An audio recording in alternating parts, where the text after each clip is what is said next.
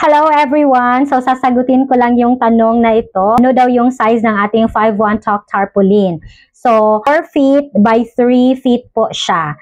So you have to lay out in advance sa document ba kaya before kayo magpa-print para naman medyo makatipid kayo sa printing. Mine is nakapaprint ako nito ng 250 pero mayroon namang mas cheaper pa niyan, 200 or less than 200 pesos. Tapos, yung name sa side, it should be Arial Rounded Empty Bold. Yun, if you want to have the link of the 5-1 Talk Tarpaulin, I will just leave it in the comment section. For example, nag-a-apply pa kayo, hindi naman agad siya na requirements na magpa-print kayo ng 5-1 Talk background. So, ako nga is, after pa 2 months as a launch teacher, tsaka pa ako nakapagpa-print ng aking tarpaulin. Basta just make sure that you have your white background. Yun yung pinaka-importante, especially during your interview, tuloy-tuloy na yun up to your teaching. Good naman yung sa quality assurance naman, kahit na wala pa akong 5-1 Talk tarpaulin, basta good yung lighting at white ang background. 90 plus rin naman yung aking score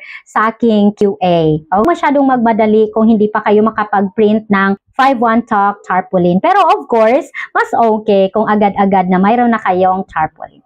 I guess that's all. Thank you. Bye-bye!